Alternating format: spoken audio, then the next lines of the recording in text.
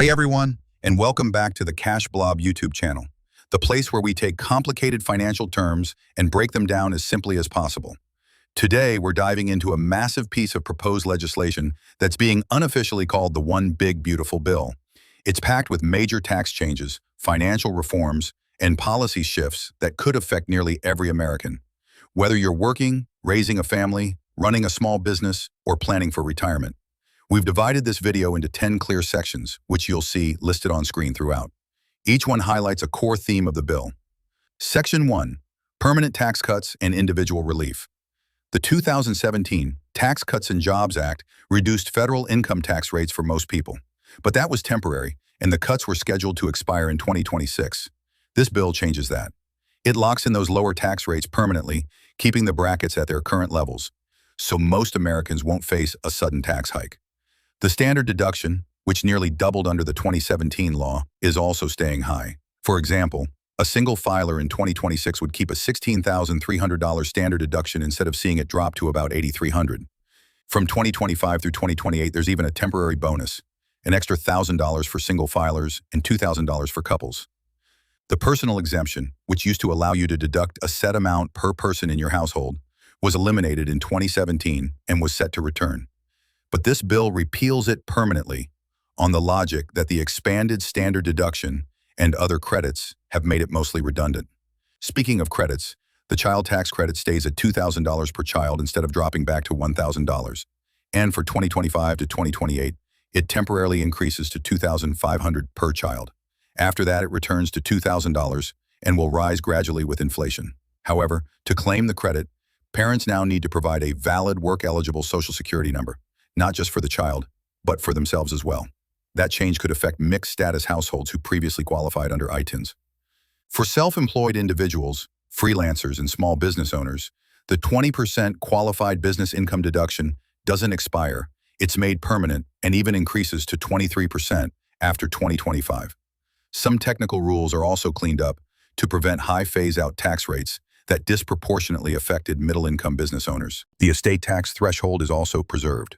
Right now, estates under about $13 million, double for couples, are exempt from federal estate tax.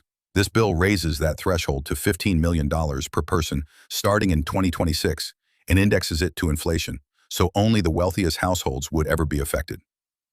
Finally, the bill ensures that alternative minimum tax, AMT, relief continues. The AMT used to hit a lot of upper middle income earners with large deductions, but the 2017 law raised AMT exemptions so high that very few people pay it now. This bill locks in those higher exemption amounts permanently, keeping the AMT irrelevant for most.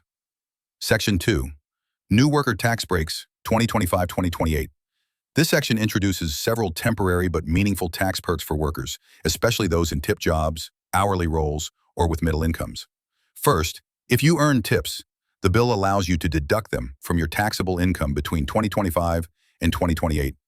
That effectively makes tips tax-free for federal income tax purposes, so long as they're actual gratuities, not service charges or bonuses. This only applies to jobs that customarily receive tips as of 2024, like waiters, bartenders, and hotel staff. To prevent abuse, high earners making over roughly $135,000 annually won't qualify. But for most tipped workers, this could mean keeping hundreds or even thousands of dollars each year. Employers also benefit.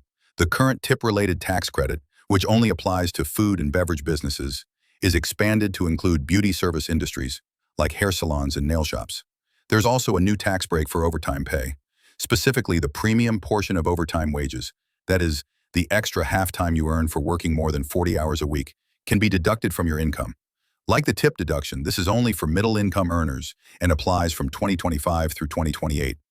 If you're over 65, you get a new $4,000 deduction simply for being a senior citizen. It applies whether you itemize or not and phases out at $75,000 for singles and $150,000 for couples. It's not massive, but it can make a noticeable difference for low and middle income retirees trying to stretch fixed incomes. And for anyone making car payments, there's now a tax deduction for auto loan interest, up to $10,000 per year. This also runs from 2025 to 2028. However, the car must be assembled in the U.S., including territories. So if you buy a Ford made in Michigan or a Toyota assembled in Kentucky, you qualify. But a foreign-made car, no deduction. This applies not just to cars, but also to motorcycles, ATVs, and RVs. Again, only if built in America. It's a clear economic nudge to buy domestic. Section 3. Family and Education Support. This section focuses on helping families afford childcare, take leave, adopt children, and cover educational expenses. The employer-provided childcare credit, which gives businesses a tax break for offering childcare services or subsidies, gets a major expansion. The maximum credit jumps from $150,000 to $500,000 per year, or up to $600,000 for small businesses. The percentage of expenses covered increases from 25% to 40% or 50% for small employers. This encourages more companies to offer childcare support at work or through partnerships with providers. The credit for paid family and medical leave, which was set to expire in 2025, is made permanent. It now covers not only out-of-pocket wages paid by employers, but also premiums for family leave insurance policies. It also makes more workers eligible by reducing the required tenure to just 6 months on the job. For adoptive parents, the bill makes up to $5,000 of the adoption tax credit refundable. That means even families with little or no tax liability can receive a refund to help cover adoption costs. Additionally, tribal governments will now have the authority to determine if a child qualifies as having special needs, which allows adoptive parents to automatically receive the full tax credit. This is aimed at supporting adoptions within Native American communities. On the education front, the bill introduces a new federal tax credit for donations to approved K-12 scholarship programs that serve low-income students. This is designed to encourage private funding for school choice and alternative education opportunities. It also expands the flexibility of 529 education savings accounts. These funds can now be used not just for college or private school tuition, but also for homeschooling materials, tutoring, online classes, dual enrollment, and even job training programs. This makes 529 accounts much more useful for families pursuing non-traditional education paths. Finally, employer student loan repayment assistance, which was made tax-free during the pandemic, is made permanent. Employers can contribute up to $5,250 annually toward an employee's student loans, and the employee won't be taxed on it. And for everyone who doesn't itemize deductions, the bill brings back a limited charitable deduction, up to $150 for individuals or $300 for couples, for donations to qualified charities. It's small, but it acknowledges the generosity of people. Section 4. MAGA accounts, long-term wealth building for kids. MAGA in this case doesn't just stand for a political slogan. It stands for Money Accounts for Growth and Advancement. These are new long-term savings accounts designed to help children build real capital over time, with structured, purpose-based restrictions. Here's how they work. Starting in 2026, parents of children under age 8 can open a MAGA account and contribute up to $5,000 per year post-tax. The money must be invested in a broad U.S. stock index fund, no crypto, no meme stocks, and the account is locked tight. No withdrawals before age 18. Between age 18 and 25, the child can use up to 50% of the funds, but only for specific purposes: higher education, job training, buying a first home, or starting a business. Between ages 25 and 30, they can use the full amount, but still only for those approved purposes. At age 30, all restrictions are lifted. To encourage early saving, the government will automatically deposit $1,000 into a MAGA account for every child born between 2024 and 2028, as long as the parents have valid work-eligible Social Security numbers. If the parents don't open the account themselves, the Treasury will do it for them by the time the child files their first tax return, unless the family opts out. These accounts are structured to reward long-term planning. If used for approved purposes, withdrawals are taxed at long-term capital gains rates. If used for anything else before age 30, they're taxed as ordinary income. It's a wealth-building tool with guardrails, not a handout. Section 5. Health Savings and Medical Coverage Fixes. This section makes broad improvements to health savings accounts, HSAs, flexible spending accounts, FSAs, and individual coverage HRAs, with the aim of expanding access, simplifying rules, and reducing penalty traps.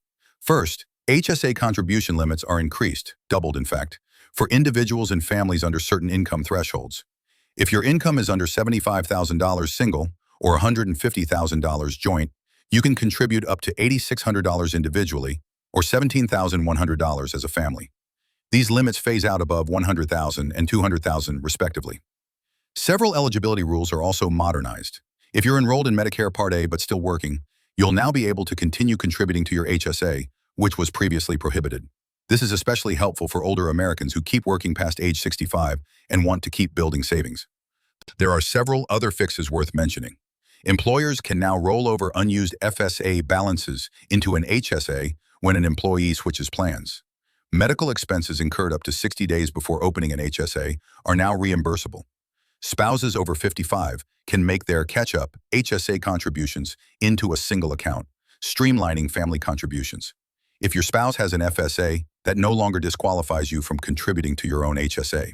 Finally, individual coverage HRAs, which allow employers to reimburse workers for buying their own insurance on the individual market, are rebranded as choice arrangements and made permanent.